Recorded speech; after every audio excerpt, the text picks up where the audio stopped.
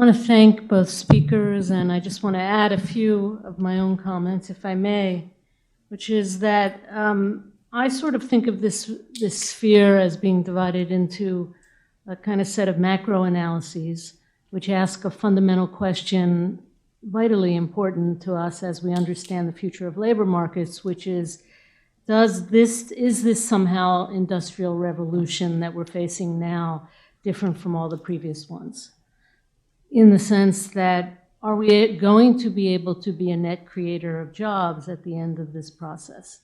And the way to frame that in a certain respect is to think about the time frame under which scale and substitution effects will produce the kind of outcome that leads to net positive growth. And I think most economists are of the belief that this industrial revolution, if we can call it that, this technological revolution is no different from all the other technological industrial revolutions in the past, or all the other industrial revolutions in the past. So the doomsday scenario that sort of accompanied a lot of the earlier studies, I think, is I would love to have the opportunity to debate is, if not passed or surpassed by more recent studies, it's certainly being very seriously challenged. So that's the macro side. On the micro side, there's a whole bunch of interesting things to think about. And both speakers raised really important substantive points in that regard. What is the impact on the quality of jobs? What is the impact on certain demographic groups? How does it affect women? How does it affect mobility? How does it impact our more routinized jobs versus our more automated jobs? How does it impact people who are low-skilled versus people who are high-skilled?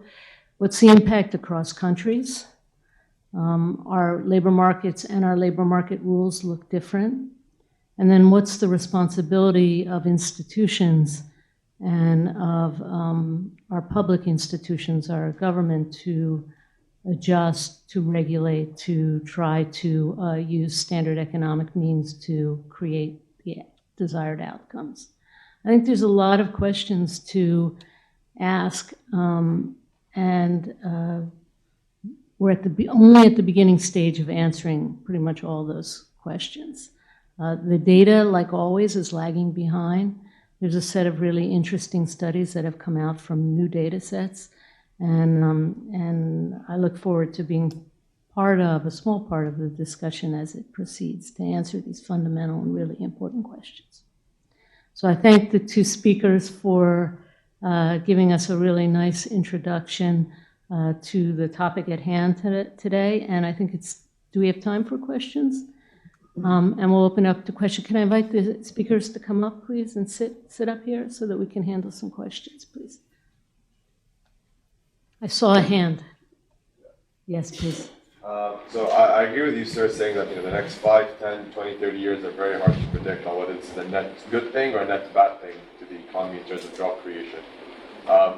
But if you want to take a bit of an even longer term perspective on this, saying that, look, with more investments in technology, our marginal costs are becoming very low. And in theory, we can reach a state where marginal cost is very close to zero, which means that we can actually begin rendering services to citizens at almost free cost after a certain threshold.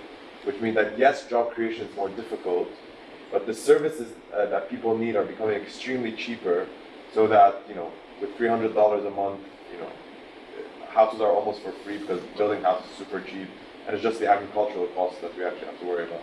To actually go back to how it used to be before.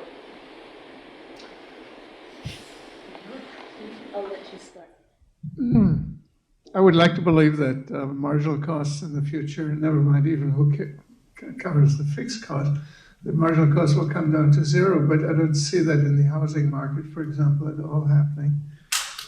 And so it is true that there's a price deflation, particularly in technological goods, but I don't see that so easily on others. The fact, though, that there is kind of greater flexibility shows you also, is maybe one of the answers. I wonder what Linda thinks about that.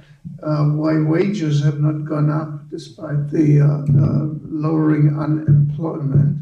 And that might have to be with the fact that the economy as a whole has become more competitive and factors can be imported from other countries. And so there's less inflation than one would expect, given the unemployment rate, the Phillips curve, but also a lower growth of wages that one would expect at the same time.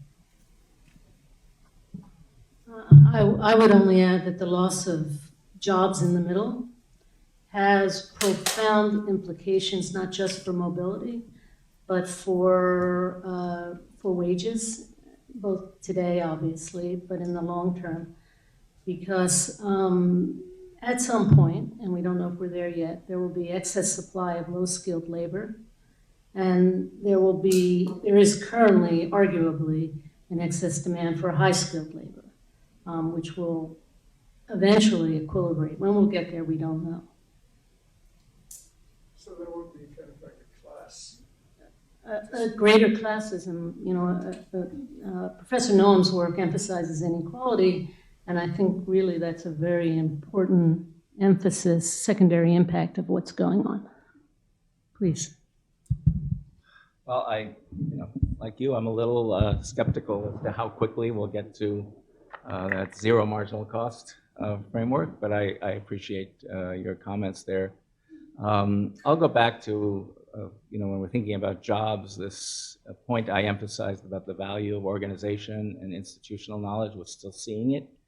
And sometimes we get misleading signals. So I'll give you a little example. You mentioned older workers. So I've been doing work on older workers and went back and looked across many different internal labor market projects. And I couldn't find a single exception, not one, where once you pass the median age in your organization, that everything, all those outcomes I talked about go negative. The only one that's positive is retention. You're much more likely to stay, but everything else goes south.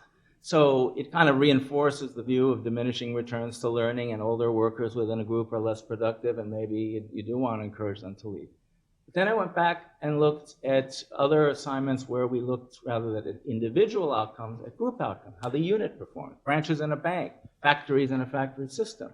And there are many examples there where the more older workers you have in the group, the better the group does, which is suggesting that within those units, there's a spillover effect whereby the productivity of older workers shows up not in their own outcomes, but in the productivity of those with whom they work.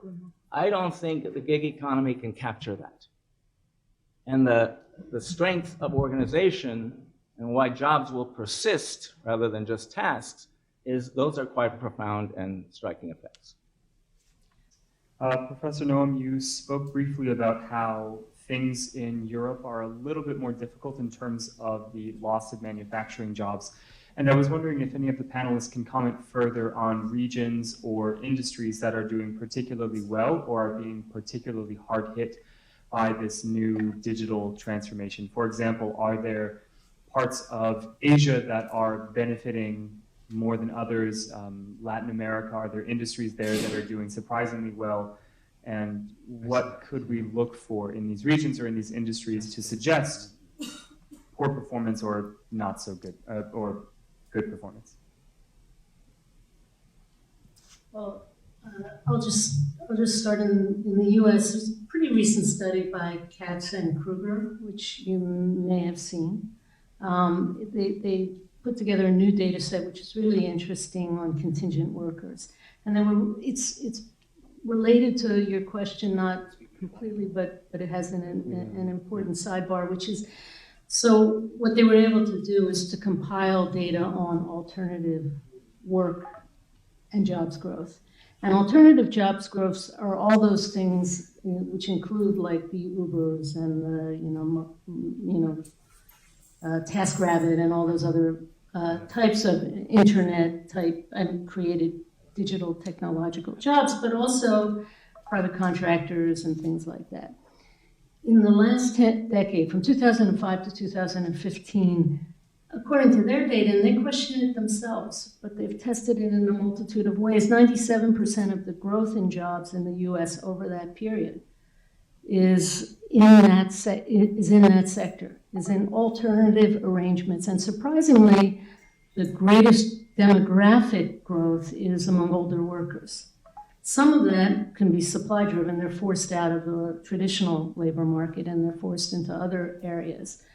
But when Professor Noam talked about flexibility, that is the kind of flexibility that an economy without too much regulation and capitalizing on the technology can do to create new jobs. And many of those new jobs are are good jobs, what we would call good jobs. I will really answer this very quickly.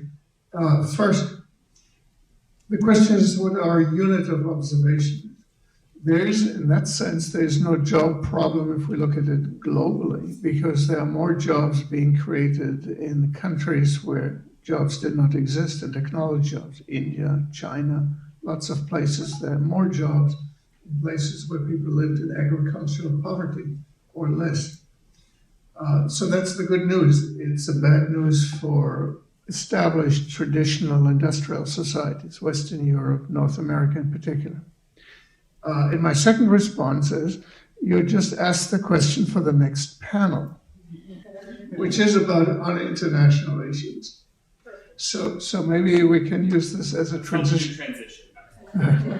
It's a plan. So thank you to our speakers, and with that, we'll move on to the next panel. Thank you. Thank you.